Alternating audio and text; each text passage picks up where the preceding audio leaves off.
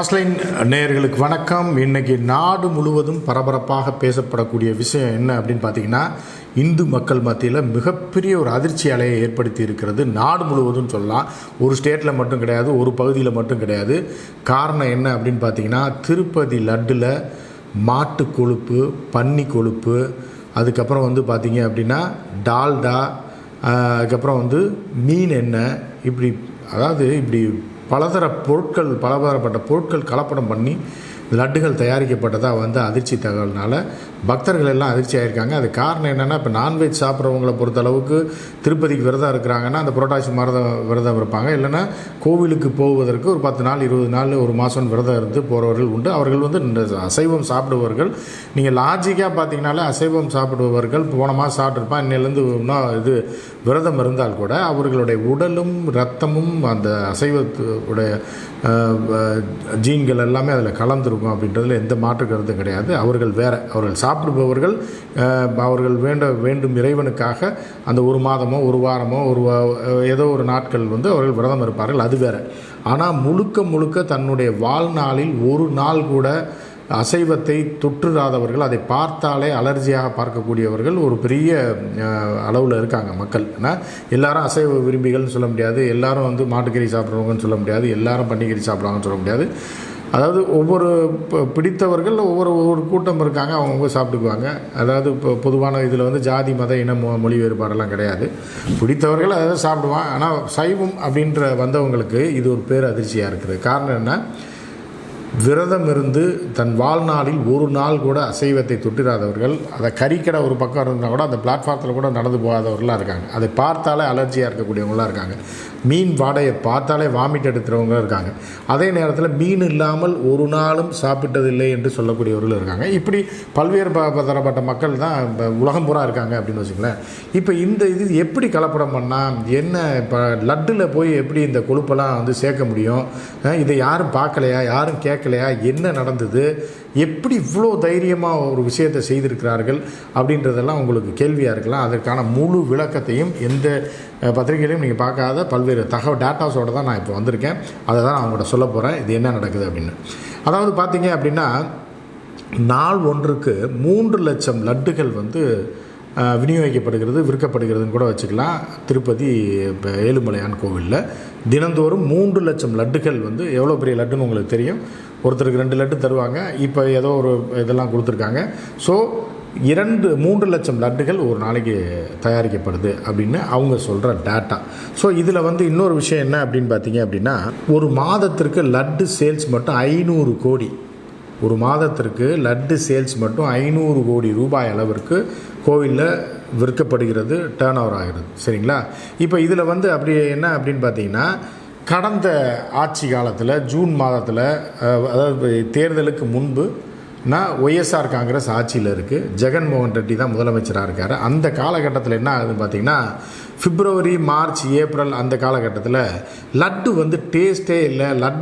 அதாவது திருப்பதி லட்டுக்குன்னு ஒரு டேஸ்ட் இருக்கும், அது எந்த ஊரில் செஞ்சாலும் அந்த டேஸ்ட் வராது அப்படின்றது தான் பக்தர்களுடைய இது. திருப்பதிக்கு போனவங்களுக்கு தெரியும், திருப்பதி லட்டு சாப்பிட்டவங்களுக்கு தெரியும்.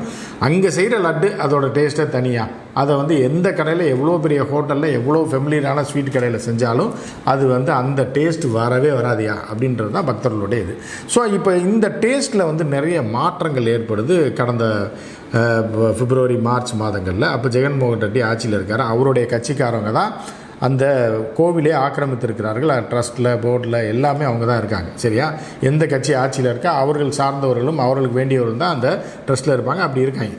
ஸோ இப்படி இருக்கும்போது தொடர்ந்து புகார்கள் வருது, பக்தர்களும் புகார்கள் சொல்கிறாங்க. அங்கே இருக்கிறவங்களும் இது லட்டு பழைய மாதிரி டேஸ்ட் இல்லையே, இது வித்தியாசமாக இருக்கே, வேறு மாதிரி இருக்கே அப்படின்னு உடனே என்ன பண்ணுறாங்கன்னா, அங்கே வந்து அதிகாரியை மாற்றுறாங்க, எக்ஸிக்யூட்டிவ் ஆஃபீஸரை மாற்றுறாங்க. ஒரு நேர்மையான அதிகாரி அங்கே போட்டு இது என்னன்னு பாருங்கள் அப்படின்றாங்க. உடனே அவர் ஒரு கமிட்டி அமைக்கிறாரு. அந்த கமிட்டியில் வந்து நேஷ்னல் டைரி போர்டில் இருந்தவர், ரிட்டையர் ஆன அதிகாரிகள், இன்னொரு 4 பேரை போடுறாங்க. அவர்கள் தொடர்ந்து ஆய்வு நடத்துகிறாங்க. இப்படி பார்க்குறாங்க, லட்டை ஆய்வு பண்ணி பார்க்குறாங்க, அதோட டேஸ்ட்டை பார்க்குறாங்க, அதை லேபில் டெஸ்ட் பண்ணுறாங்க. அன்றைக்கி என்னடா ஏதோ ஒரு இது இருக்குது அப்படின்னோடனே என்ன பண்ணலாம், இது நெய்யில் தான் இது ஏதோ கலப்படம் இருக்குது. ஏன்னா நீங்கள் பூந்தியை தான் லட்டாக பிடிப்பாங்க, அப்போ அந்த பூந்தியில் ஏதாவது மாவில் ஏதாவது கலப்படம் இருக்கா, அந்த டேஸ்ட் இல்லையா இப்படின்னு தான் முதல்ல பார்க்குறாங்க. மாவில் பார்க்குறாங்க, சர்க்கரையில் பார்க்குறாங்க, இது கலப்படம் இருக்கா அப்படின்னு. இல்லை அப்படின்னு கொஞ்சம் நாளில் தெரிய வருது, 15 நாள் 20 நாள் இதை பற்றி தீவிர ஆய்வு பண்ணுறாங்க. அதுக்கப்புறம் இந்த லட்டில் முக்கியமாக பயன்படுத்தக்கூடிய பொருளே வந்து நெய் தான். ஸோ நெய்யில் ஏதாவது கலப்படம் இருக்கா அப்படின்னு செக் பண்ணலாம் அப்படின்னு சொல்லி நெய் என்ன பண்ணுறாங்க, நெய் சாம்பிளை அது ஒருத்தன் சப்ளை பண்ணுறான். அது யாருன்னா அந்த மிகப்பெரிய துரோகி யாருன்னா தமிழ்நாட்டை சேர்ந்த ஒரு நிறுவனம், சரியா, திண்டுக்கல்லை சேர்ந்த ஏஆர் அப்படின்னு சொல்லி ஒரு ஏஆர் டைரி ஃபுட்ஸ் அப்படின்ற நிறுவனம் தான் இங்கே கான்ட்ராக்ட் எடுத்து சப்ளை பண்ணுறான். சப்ளை பண்ணால் ரொம்ப கம்மியான ரேட்டுக்கு தரான். அதாவது நெய் வந்து நீங்கள் வெளியில் வாங்கினீங்க அப்படின்னா 800 700 800 குறைஞ்சி நல்ல நெய் நீங்கள் வாங்கவே முடியாது. ஆவின் கவர்மெண்ட்டு அதோட ரேட்டே வந்து 800 ருபீஸ் 700 ருபீஸ்க்கு மேலே வருது. அப்போ 1 கிலோ நெய்யை எவன் வந்து 350 ரூபாய்க்கு தர முடியும்? அது நெய்யாகவே இருக்காது அப்படின்ற அடிப்படை அறிவு கூட இல்லாத அந்த இதை சேர்ந்த போர்டை சேர்ந்தவங்க கான்ட்ராக்டு விடுறான். எதுனா ஏலம் விடுறான். ஏலம் விட்டதில் அந்த ஏஆர் ஃபுட்ஸுன்றவன் திண்டுக்கல்காரன் எடுக்கிறான். எடுத்தால் இவன் எவ்வளோக்கு எடுக்கிறான் அப்படின்னு பார்த்தீங்கன்னா 1 கிலோ வந்து 320 ரூபா, வெறும் 320 ரூபாய்க்கு வந்து 1 கிலோ நெய் தரான். ஸோ எப்படா அவன் தரான்றதை பார்க்கலாம். உள்ள லஞ்சம் விளாண்டுருக்கு, அவனுக்கு காசு அடித்து விட்ருக்காங்க. அடித்து விட்டால் இவனுக்கு வந்து அசல் எவ்வளோ வரும்னா டிரான்ஸ்போர்ட்டு அது இது லஞ்ச லாவணியம் கொடுத்தது காசு அடிச்சு விட்ட போக 250 ரூபா. 250 ரூபாய்க்கு 1 கிலோ நெய் வந்து எங்கேயா வாங்க முடியுமா? நீங்கள் வீட்டிலையே மாடு வச்சுருந்தாலும் அந்த மாட்டுப்பாலை கறந்து அதை வந்து நெய்யாக முறுக்கி எடுத்தாலும் சரி, வெண்ணெயை கலைஞ்சி அதில் நெய் உருக்கி எடுத்தாலும் சத்தியமாக 250 ரூபாய்க்கு எடுக்கவே முடியாது. நீங்கள் வீட்டில் மாடு வச்சு அந்த கணக்கிலே சேர்க்காமல் மாட்டுக்கு உங்கள் வீட்டில் ஓசி புல் அந்த ஏரியாவில் மேய்ஞ்சு அது பால் கறந்து அதை வந்து நெய்யாக மாட்டினாலும் 250 ரூபாய்க்கு தர முடியாதுன்ற அடிப்படை அறிவு கூட இல்லாதவர்கள் கொள்ளையர்கள், தெய்வத்தின் பெயரால் இறைவனின் பெயரால் வந்து கொள்ளையடிப்பவர்கள். இந்த கொள்ளையர்கள்லாம் யாருன்னா திராவிட கழகத்தை சேர்ந்தவங்க கிடையாது, கடவுள் இல்லை என்று சொல்லக்கூடிய கடவுள் மறுப்பாளம் கிடையாது, வேறு யாருமே கிடையாது. கடவுள் பெயரால், கடவுள் பக்தர்கள் என்ற பெயரால் கான்ட்ராக்டு கொடுத்தவனும் சரி, லஞ்சம் வாங்கினவனும் சரி, நெய்யை விற்றவனும் சரி, அவனும் இந்து தான், வாங்கினவனும் இந்து தான். அவன் சிறப்பாக அந்த கோயிலை கவனிக்கிறதுக்காக தான் அந்த ஆட்சியாளர்களால் அவனை வந்து ட்ரஸ்ட்டில் போடுறாங்க, ஏன்னா இதில் போடுறாங்க, போர்டில் போடுறாங்க. பல முக்கிய பதவி வகித்தவன் தான் அந்த ட்ரஸ்ட்டில் பலரும் இருக்கிறாங்க. ஸோ யாருக்கு லஞ்சம் கொடுத்தாங்க, யார் லஞ்சம் வாங்கினாங்க அப்படின்றதெல்லாம் இனிமேல் சிபிஐ விசாரிக்கணுன்ற கோரிக்கை வந்திருக்கு. இப்போ இதில் பார்த்தீங்க அப்படின்னா அந்த சாம்பிள் அனுப்புனாங்களா, அந்த சாம்பிளோட ரிசல்ட்டு வந்திருக்கு. அந்த ரிசல்ட்டில் பார்த்தா அதிர்ச்சி, அந்த அதிகாரிகள் அதிர்ச்சி அடைஞ்சிடறாங்க. சந்திரபாபு நாயுடு ஆட்சி வருது, ஆட்சி மாற்றம் ஏற்பட்டவுடனே இதை தீவிரப்படுத்துகிறாங்க. இந்த விசாரணையை பார்த்தா அதில் பன்றி கொழுப்பு கலந்துருக்கு. அது யார், சந்திரபாபு நாயுடு சொல்லலை, ஸ்டேட் கவர்மெண்ட்டு எதிர்க்க வேறு கட்சி ஆட்சிக்கு வந்திருக்கு, இவங்க ஏதாவது சொல்லுவாங்க அப்படின்ற மாதிரியும் கிடையாது. இது யார் சொல்லியிருக்கா அப்படின்னு பார்த்தீங்கன்னா நேஷ்னல் டைரி டெவலப்மெண்ட் போர்டு, ரைட்டா, நேஷ்னல் டைரி டெவலப்மெண்ட் போர்டு அவர்களுடைய லேபில் வச்சு டெஸ்ட் பண்ணி, இது யார் கண்ட்ரோல் இருக்குது, குஜராத்தில் தான் இருக்குது. யார் இதுக்கு கண்ட்ரோல்னால் மத்திய அரசுடைய ஒரு துணை நிறுவனம் தான் இது. ஒரு இந்து கோயிலில் இந்த மாதிரி நடந்திருக்கு அப்படின்னா அதை மறைத்திருப்பார்கள்ல. ஏன்னா இது எங்கே ஒரு சாம்பிளை கொடுக்கும்போது எங்கேருந்து வருதுன்னே சொல்ல மாட்டாங்க, இந்த சாம்பிளில் என்ன கலந்துருக்கு அப்படின்றத மட்டும்தான் கொடுப்பாங்க. அதனால் அவர்கள் உண்மையை சொல்லிவிட்டார்கள். இல்லை என்னால் மறைக்கப்பட்டிருக்கலாம், என்ன வேணாலும் பண்ணியிருக்கலாம். ஏன்னா பல பக்தர்கள் வந்து இதை வந்து ஒரு பெரிய அலர்ஜியாக நினைப்பாங்கன்னு சொல்லாமல் கூட பவுடர் அடித்து மாற்றிருந்திருக்கலாம். அதெல்லாம் இல்லாமல் இன்றைக்கி இந்த உண்மை வெளிவந்திருக்கிறது. வெளிவந்த உடனே எப்போனா ஜூலையிலே வெளிவந்துருச்சு. வெளிவந்த உடனே என்ன பண்ணுறாங்க அப்படின்னா உடனே அந்த ஏஆர் ஃபுட்ஸு, ஏஆர் டைரி ஃபுட்ஸுன்ற திண்டுக்கல்காரன் பெரிய அவனோட டேர்ன் ஓவர் என்னென்னா வருஷத்துக்கு 500 கோடி ரூபா டேர்ன் ஓவர் பண்ணக்கூடிய ஒரு திண்டுக்கலை சேர்ந்த இந்த நிறுவனம் உடனே அவன் லைசன்ஸை மட்டும் தான் கேன்சல் பண்ணான். அவனை பிடிச்சி உள்ளே போட்டிருக்கணும், சட்ட ரீதியான நடவடிக்கை எடுத்திருக்கணும். ஏன்னா காலத்தில் ஒரு நாள் கூட அசைவத்தையே சாப்பிடாத ஒரு குறிப்பிட்ட பிரிவினர் பலர் இருக்காங்க, பொது பிரிவினர் இருக்காங்க. இவர்களுக்கு அவர்கள் நம்பி ஒரு இறைவனுடைய வாசஸ்தலம் என்று வந்து அங்கே இந்த லட்டை வந்து விரும்பி வாங்கி அவர்கள் பலருக்கு கொடுக்கக்கூடிய ஒரு சூழலில் அவர்களுக்கே தெரியாமல் இந்த மாதிரியான ஒரு கேடுகெட்ட ஒரு வேலையை இவர்கள் செய்திருக்கிறார்கள் என்றால் எவ்வளோ ஒரு பெரிய ஒரு பாதிப்பை அவர்கள் மன ரீதியாக ஏற்படுத்தி இருக்கும் அப்படின்றத நினச்சி பாருங்கள். ஒரு நாள் கூட இப்போ அந்த கோழிக்கறி கடை இருக்குன்னா எய்த்த பிளாட்ஃபாரத்தில் போகிறவனுக்கெலாம் இவன் எல்லாம் இப்போ இறைவன் விட வெஜிடேரியனு திருப்பதி கோயிலில் வாங்குகிற லட்டுன்னு வாங்கி நம்பி சாப்பிட்ருப்பான். அதில் வந்து இந்த மாதிரி பன்னி கொழுப்பையும் இதையும் கலந்து, ஏன்னா பன்னி நெய்ன்னுவாங்க, பன்னி கொழுப்பு மாட்டு கொழுப்புலாம் வந்து இது நெய் மாதிரியே தான் இருக்கும் பார்ப்பதற்கு. அதை ஒரிஜினல் நெய்யோட கலப்படம் பண்ணிட்டேன். நீங்கள் கோயிலுக்கெல்லாம் போகும்போது பார்ப்பீங்க, நெய் விளக்குன்ற பேரில் மைதா மாவையும் பன்னாடைங்க வந்து இதை கலந்து வச்சுருப்பான். இதை இதை டால்டா பாமாயிலாம் கலந்தால் அது வந்து கெட்டிடும். அதை எடுத்து கரண்டியில் தடவி வச்சுருப்பான்.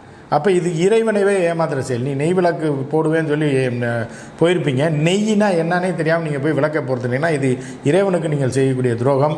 இறைவனுக்கு நெய் விளக்கு ஏற்றணும்னு சொல்லி உன் கடையில் வந்து வாங்கும்போது நீ 10 ரூபாய்க்கு வந்து இந்த டம்மி டால்டாவை கொடுத்த அப்படின்னா நீ வந்து நேரடியாக இறைவனுக்கும் நீ வந்து பக்தர்களுக்கும் செய்யக்கூடிய துரோகம்.